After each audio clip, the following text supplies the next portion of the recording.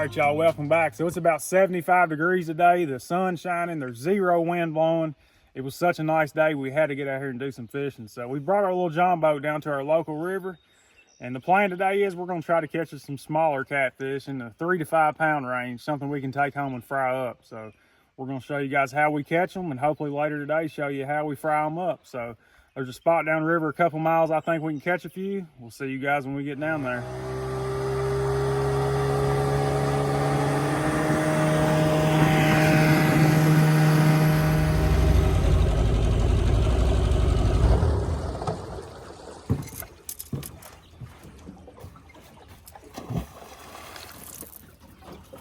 All right, so we made it down here to our first spot. We're gonna be fishing a creek mouth right where it meets the river, and there's kind of a hole washed out right there at the mouth of the creek. And it's about 30 foot deep, and everything else around here is about 15. So I fish for blue cats here in the wintertime a lot, and there's always a ton of channel cats here. So hopefully they're still here. And for bait today, we're gonna be using frozen skipjack herring. These are smaller ones that we kind of kept just for a trip like today when we're going after smaller fish. But you don't have to have these skipjack or shad or anything like that to catch these channel cats.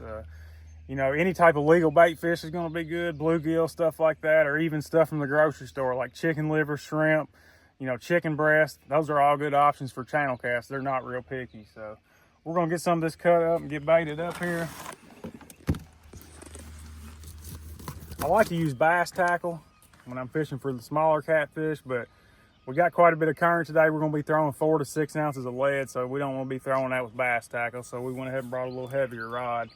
But yeah, they got 30-pound mono on them, and then down to a 3-way swivel. We got droppers down to our sinker on a couple, and then a couple of them I've got the sinker attached directly to the swivel. And we got about 18 to 20 inches of leader line going down to a double hook rig. So channel cats have a really small mouth, and you don't want to use a very big hook or a very big bait, or they'll just pick at it all day and you'll never hook them. So I like to use 2 small circle hooks. Both of them are snell, just a few inches apart, and 2 small pieces of bait. It just gets double the scent in the water.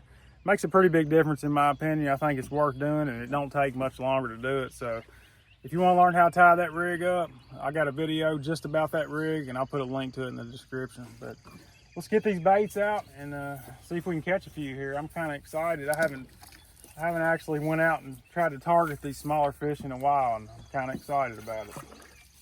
This takes me back to my roots here. What size sinker did that got on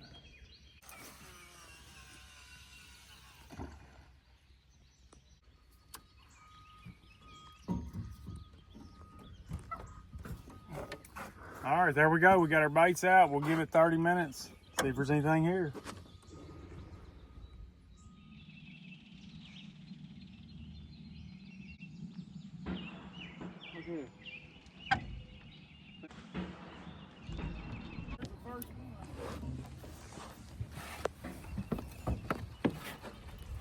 All right, so we sat down for probably, well, I know it was less than 5 minutes, and we've had a few bites, and then this one, we just hooked up with this one. So that's a good start. Hopefully there's a few more down there. We probably need about 4 decent sized channel cats, or, you know, we'll take some small blues too if that's what bites. But yeah, we probably need about 4. And this should be number 1 right here. That's a little blue. That'll be perfect though. He's been eating good. So there's the first one of the day. We're gonna get him on the stringer here. All right, we'll just hang him off a rod holder. Let him hang out back there.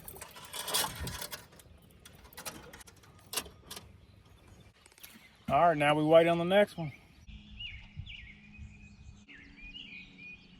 There's another one.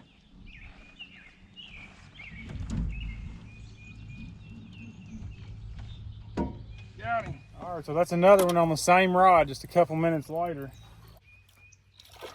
Oh yeah. That's an actual channel cat there. That's what we're after. Look what it ate. What did it eat? Good.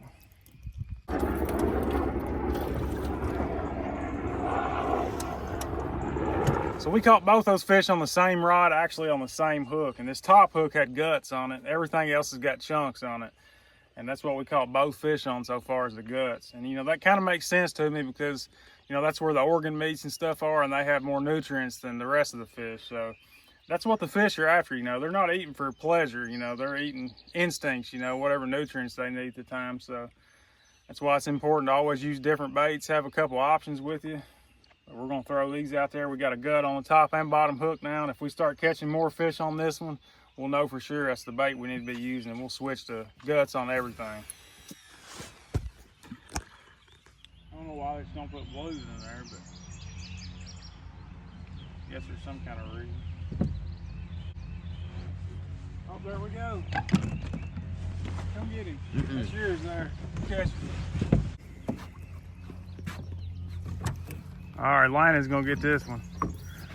Landon, he's about dead. He's severely allergic to poison ivy, and he done a bunch of weed eating the other day and got absolutely destroyed by poison ivy. So he's kind of miserable today, but we got him out here fishing anyway, maybe to make him feel a little better. Feel like the other ones? He's pretty small, but That's what we're after. that's what we want. Yeah. And that was on that same rod again with the guts.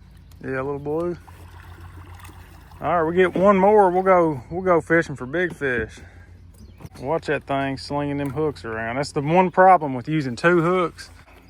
When you go to unhook them, they go to thrashing around. That second hook, you really got to be careful. They'll bury it in you. But so that one's a little bit smaller than the other two, but that's fine. Nothing wrong with that. I actually prefer the smaller fish because, you know, the smaller the fish, the younger it is, the less time it's had to absorb all the mercury and toxins and heavy metals out of the water. So probably a little bit healthier for you to eat the smaller ones, but we're gonna get him on the stringer. Don't fall out. About fell in. I feel like one of them ugly channel cats.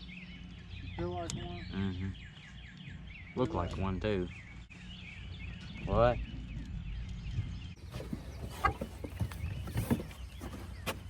Pull a little bit more. Might be because it's out there in the current more. I almost hate to quit. I said I only wanted 4, but the way they're biting right now, this is a lot of fun. About every 5 minutes, the rod goes down. Look at him go. Oh yeah, that is a little bigger. Look at him go. Oh, he just come off. That's the second one I've lost right there.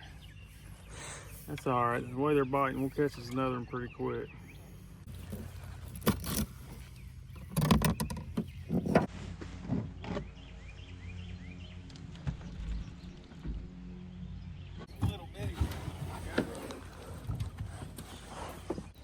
This feels like a real small one right here, but it'll work. All right, so that little guy makes number 4. We probably got enough fish, but I wouldn't mind to have one more. So we'll give it another 10 minutes. And if we don't catch anything else in 10 minutes, we might go do some bumping for some bigger blue cats.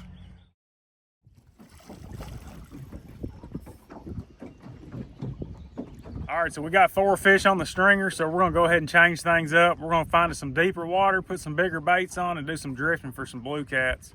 See if we can catch us a big fish before we leave. You know, there may not be any around. We're gonna try for an hour or so. And there's a good chance that we'll catch an eater-sized blue cat doing that as well. So if we do, we'll keep it.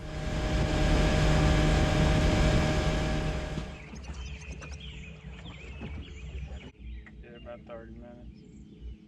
All right, y'all, so we spent a few hours fishing for big fish, didn't have any luck. I hooked a couple fish, but I don't think they were very big. They got off, so it doesn't matter anyway. But we're gonna load the boat up and head home. I'm gonna show you guys how we fillet these fish, and I'm gonna show you how we're gonna cook them. Now, I'm gonna do it a little different than what you've probably seen before, so stick around for that, but we'll see you guys when we get back home.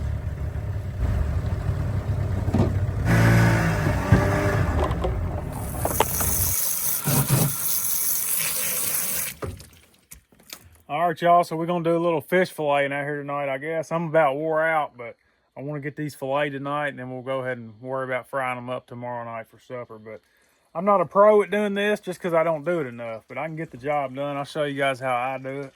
Turn my light on here.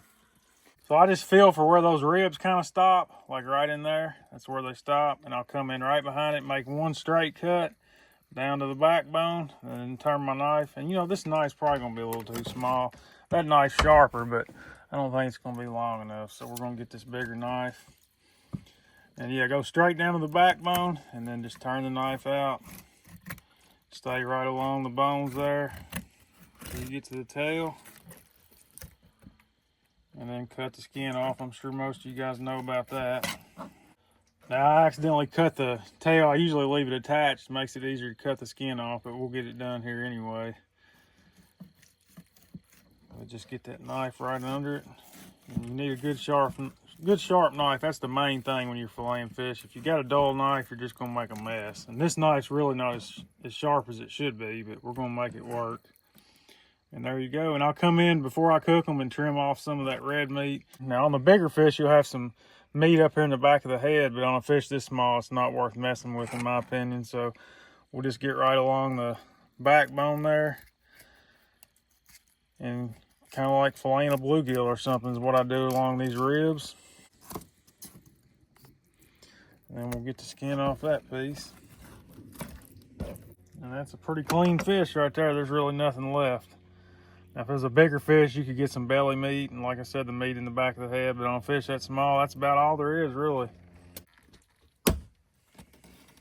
So I guess one of the most common questions on our YouTube channel, in our fishing videos anyway, people want to know why we don't bring these fish home and eat them. You know, some people just can't believe we're throwing catfish back, not bringing them all home. But for one thing, I fish so much that I would have a crazy amount of fish if I kept them all. And another thing is, I like to eat fish fresh. I'm not a big fan of putting a bunch of them in the freezer and throwing them out. I always think they got a lot better texture if you go ahead and eat them fresh. But I do enjoy eating them from time to time. We're gonna cook these a little bit different. It's not gonna be traditional, you know, cornmeal flour type breading.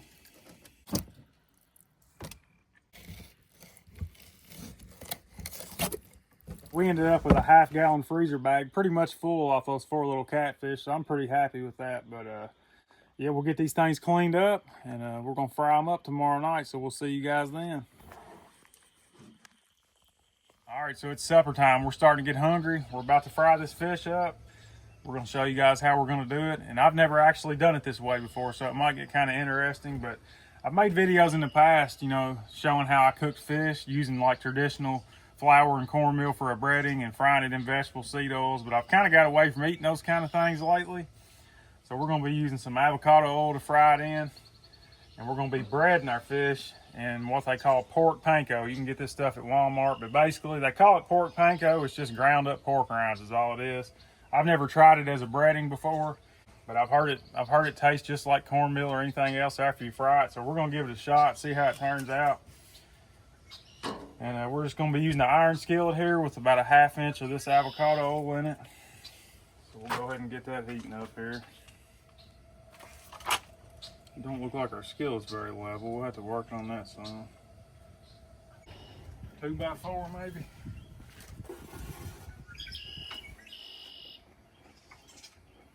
I think that'll work as long as it don't burn up. Oh, we're already up to 340. It won't be long. All right, we're hot. Let's cut the heat back a little bit. And we'll drop these in. I've already breaded a few just to see how it was going to kind of turn out. I'll show you what I ended up doing here, but let's drop them in. We'll cook them for about a 1.5 minutes or so on each side. Hopefully that breading is going to stay on. Like I said, I've never done this before, so I don't know what to expect. I don't know if it's going to try to stick to the skillet or I don't know what's going to happen. It smells like fried fish cooking, doesn't it? It smells just like cornmeal or anything else. I don't know. All right, so while that's frying, I'm going to bread up a few more pieces of fish here for the next round, and I'll show you guys how I did it. Now, I heard that you had to use an egg to get it to stick, but all I did was just lay my fish out on a plate, then I kind of poured it over the top and just kind of pressed it in. Done the same thing on the other side. Just kind of press it in there. And then just shake off what's left. And it looks like to me it's sticking on there pretty good coating. So if that's all there is to it, you know, that's simple enough. And it looks like it's staying on in the skillet as well, so. It looks like it's got cornmeal on it there. That piece doesn't look like it got covered quite as good, but. Oh yeah, it's looking pretty good. I'm kind of impressed so far. I think this is ready to come off there. It's starting to kind of fall apart, so it's probably done. Now coming out of the skillet, it doesn't feel crispy nearly as crispy as like cornmeal or something would, which I wouldn't really expect it to, because it is pork rinds we're dealing with here, not flour or cornmeal. But that doesn't mean it's not going to be good either.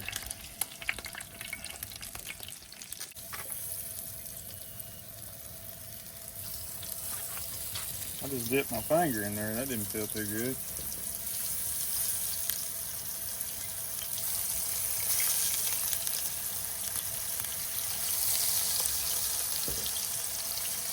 It's got that good fried fish smell though.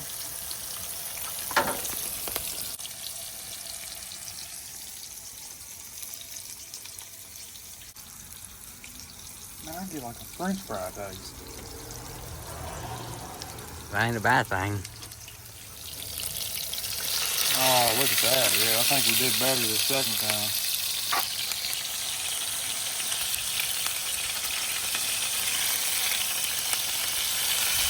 Looks more crispy. Yeah, that's the deal right there. Yes, sir. That's looking good. The second round, we definitely did better. Got a better coating on our second round. You can see a couple of the first ones didn't get covered very good. But we're starting to get it figured out here now.